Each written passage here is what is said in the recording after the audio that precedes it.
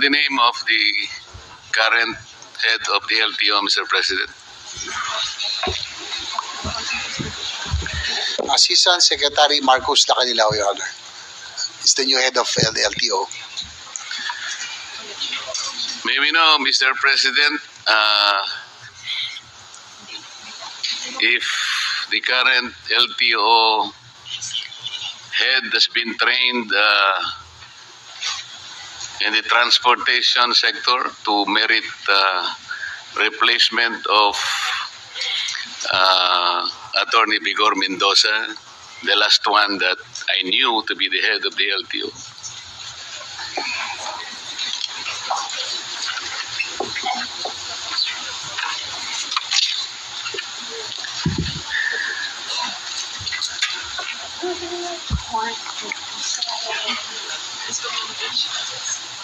Your Honor, Mr. President, he is beside me right now. He said that he has been active in the motoring sector and at one time part of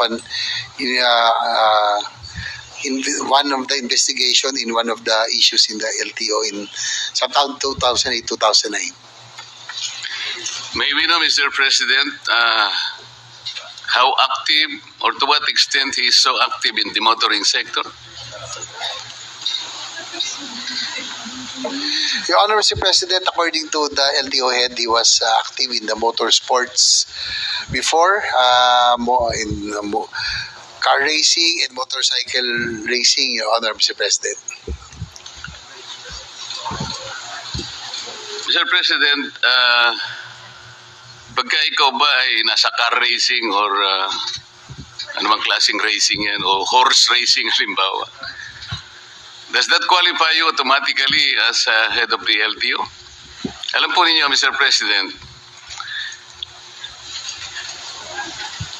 doon lamang po sa mga core functions ng LTO, to name a few, issuance of licenses and permits, motor vehicle registration, enforcement of LTO laws, adjudication of traffic cases, collection of revenues for the government. Andiyan pa yung napakarami po. Why do you think he merited to be the head of the LTO by being a car racer, Mr. President?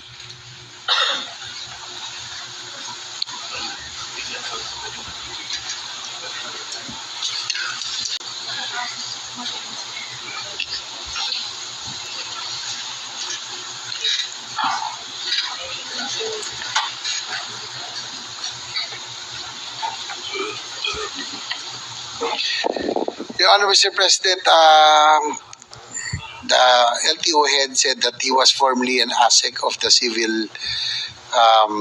civil defense and also was involved in yung pong kanilang family was part of had a bus company. And his previous jobs, he said that he was really active in the motoring industry and also importation of cars. So more or less yun po yung kanyang knowledge po about itong mga vehicles and all, Mr. President. I can sense the difficulty, Mr. President, in trying to show some credentials to relate himself to the transportation sector.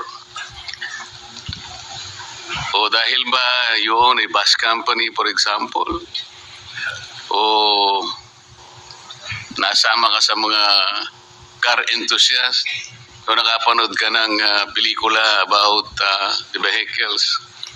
Kasi po ang pinag-uusapan natin, Mr. President, napakalaki po ng problema ng ating transportation industry. Hanggang ngayon po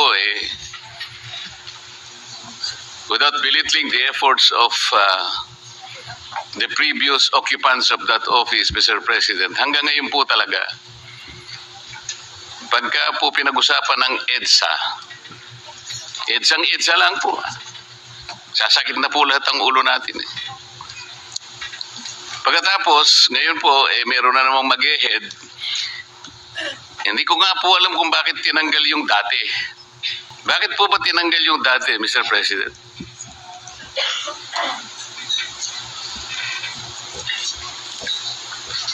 Your Honor, Mr. President, according to Secretary Lopez, they bow down to the wisdom of the President. No? There was sort of a rigodon within the DOTR family, yung pong LTO head dati.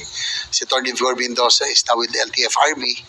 Si current LTO Director Lacanilao came from the Office of LT Cooperative Office of Transportation. Si Guadis napunta po sa Office of Transportation Cooperatives. Dati po si Director Lacanilao po yung nagaling doon. So, ay di ba? Si Director Lacanilao sa naman po galing. Ay sorry, ambassador pala siya ng transnational crime pala. Ito si Marcos Lacanilao, Your Honor, the current head of LTO. So, it was the decision of the President, prerogative of the President na nagkaroon po ng rigodon doon po sa DOTR attached agency, Your Honor. Mr. President, siguro po hindi na-advise na mabuti ang Presidente kasi kung galing pala siya sa transnational crimes, ano naman pong connection no sa transportation? Ang alam ko po, the present occupant of that office is Special Envoy for Transnational Crimes. Tama po yun? SETC. Tama po. Kayo po yata yung naghatid sa dating Pangulo nung siya po ay nasa Villamor Air Base. Kayong sumama para sa dalhin sa The Hague. Tama po? Tama po, Your Honor. O yun lamang po siguro yung transport-related activity na pwede nating isangkot sa inyo. Other than that, wala. At ang mahirap pa po, Mr. President, hindi naman kotse ang ginamit mo, aeroplano ang ginamit mo, so hindi ka rin dapat sana ron eh. Kung tricycle ang ginamit mo para dalhin mo si dating Pangulong Duterte sa The Hague, mula nung March hanggang ngayon, baka hindi ka pa nakarating. Sa layo nun. So wala din eh.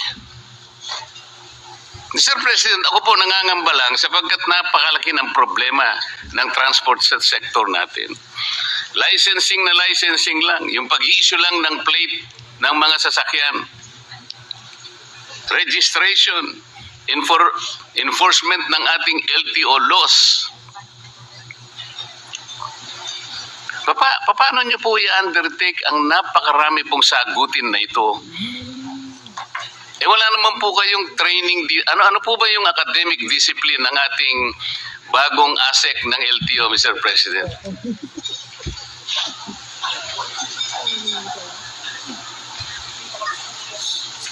Your Honor, Mr. President, according to our LTO Director, as additional credentials, he's a road safety advocate and he is a civil engineer by profession, Your Honor. Ano po? Civil engineer po. Ang dami pong civil engineer sa Pilipinas.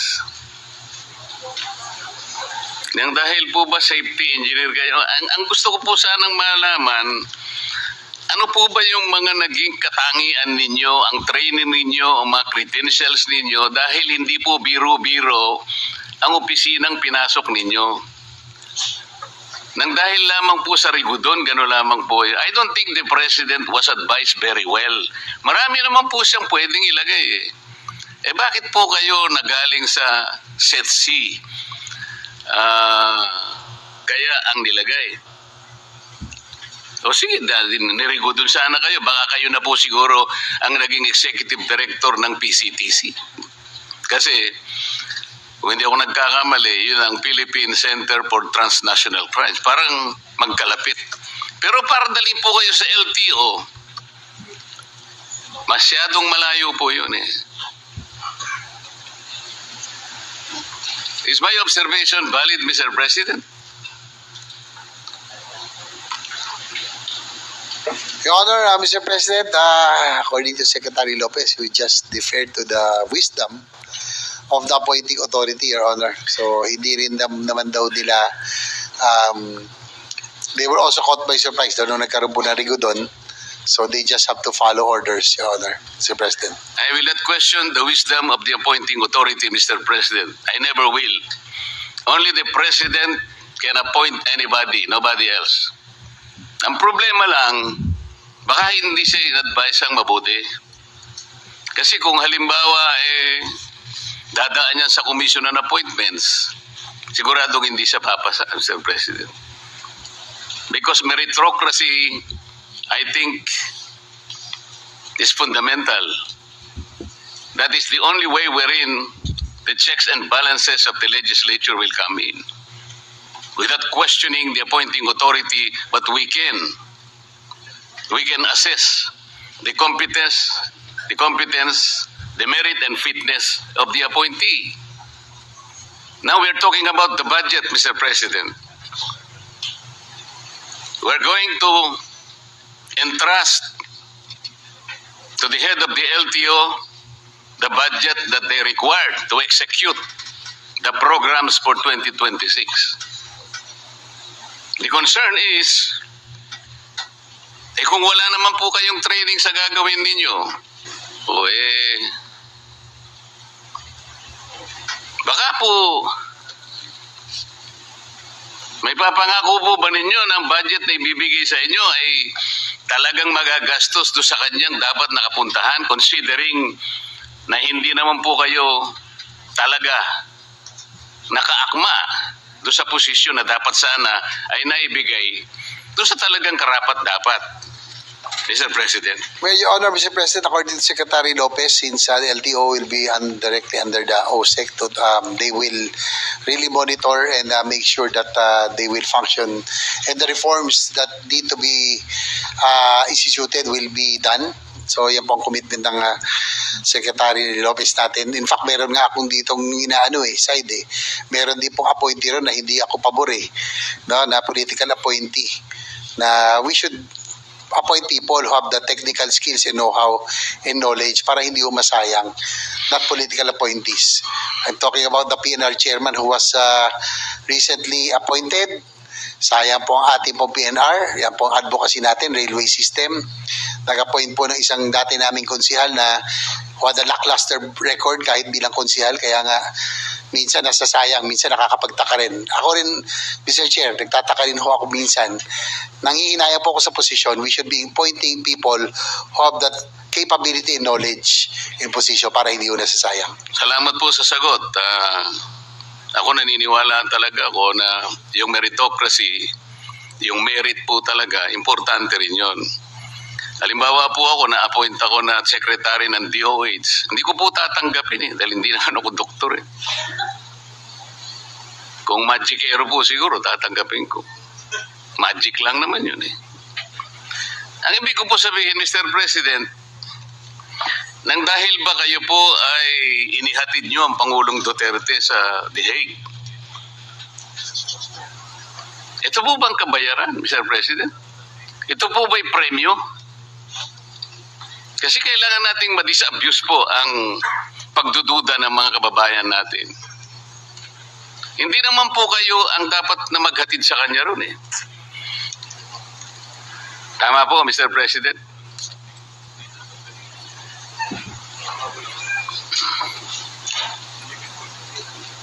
Your Honor,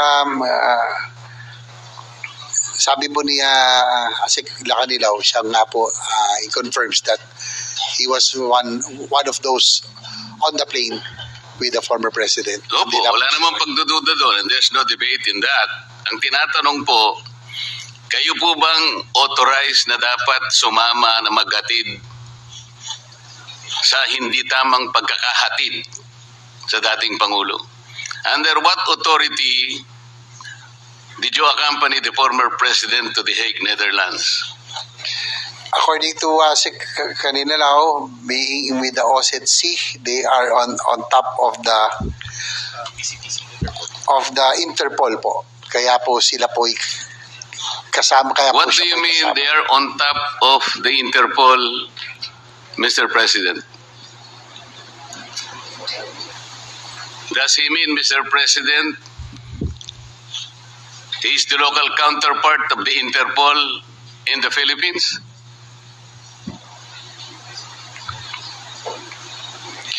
PCTC. Yung po PCTC daw po is that's Interpol NCB Manila. Yun nga po, Yan po. the PCTC is the Philippine Center for Transnational Crimes. Opo. Kaya hindi po totoo na sinasabi niya na he is on top of transnational crimes. Kayo po ay special envoy. But the local counterpart of the Interpol is the PCTC. It should have been the executive director of the PCTC who should have accompanied the former president, even if we assume that that was regular.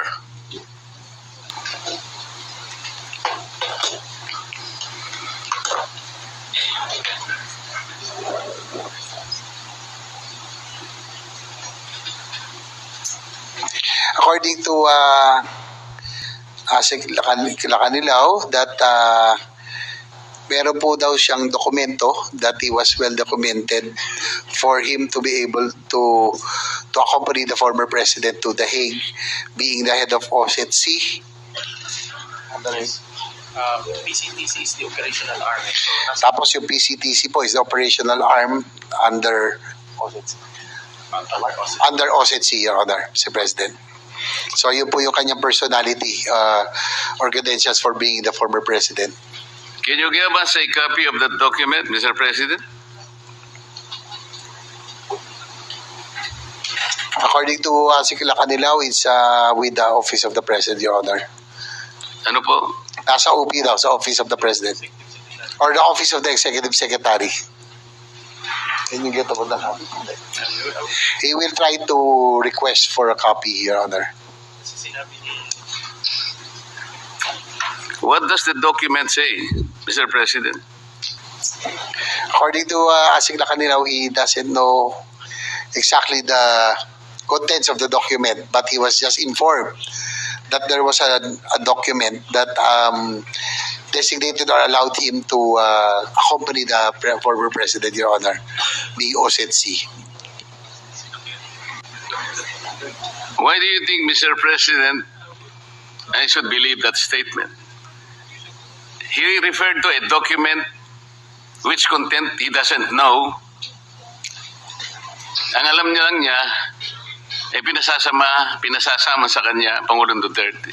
What kind of reasoning is that, Mr. President?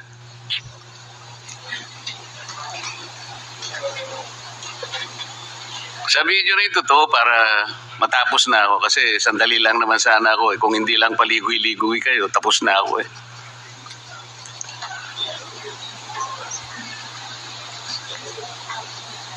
Well, according to him, it was in the nung nagkaroon daw ng investigation dito regarding that, according to Secretary Remulla of the ALG, that ilan po na sinasabi that he was well documented when he he accompanied the former president, Your Honor. Sinabi mo na naman si Secretary Remulla eh. Eh puro kwentong kutsero naman ang... Ganito na lang. Kung sakasakali, Mr. President, kung sakali lang naman, ano,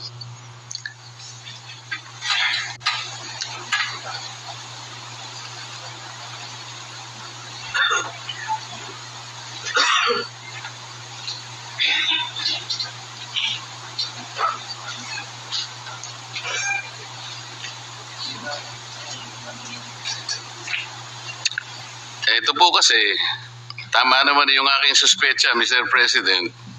There was already an admission on the part of Ambassador Lacanilaw then nung nag-hearing ang isang committee in the Senate on the arrest of FPRRD, na nag-volunteer ka lang eh. Because there is no available official of PCTC o walang personnel, kaya ikaw ang nag-volunteer. There is a transcript to this effect that you just volunteered. So there is no document.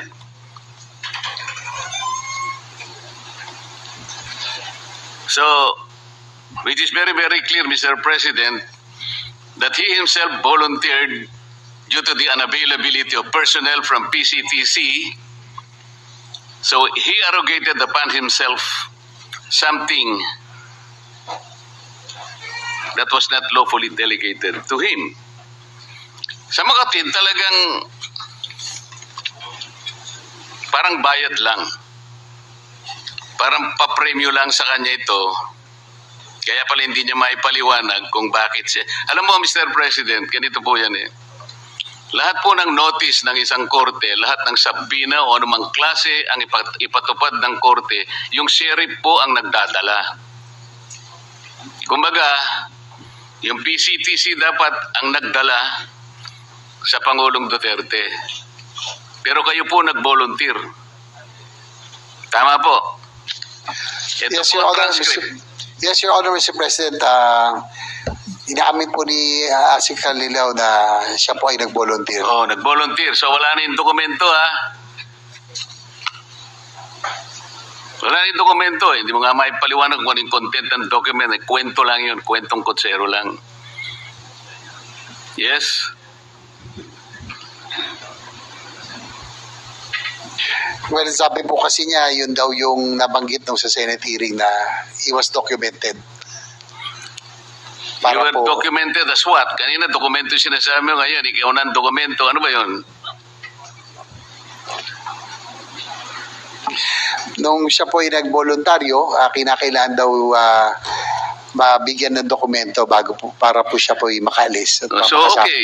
The document says that you volunteered. Kasi nasa transcript talaga ng Senate, ano eh. Yes, Your Honor, he confirms. So the last question now, since you volunteered to accompany the former president to The Hague, kahit na irregular, illegal lahat ang mga proseso, will you also volunteer kung sakasakali na babalik na ang dating Pangulo na ikaw rin ang mag-uwi sa kanya? He said that if there is an order for him to do so, he will volunteer to bring Paano him back. magiging voluntary kung ordering ka pa? Kaya nag-volunteer ka kanina. Mario Joseph naman na usapan ito. No, but kung may order daw, siya po ay susunod yun. Hindi na voluntary yun. In-orderan ka na. Mandate na yun eh. Salamat po, Mr. President. Pasensya na po at tumaba lang ng konti. Maraming salamat po, Mr. Sponsor. Thank you rin po.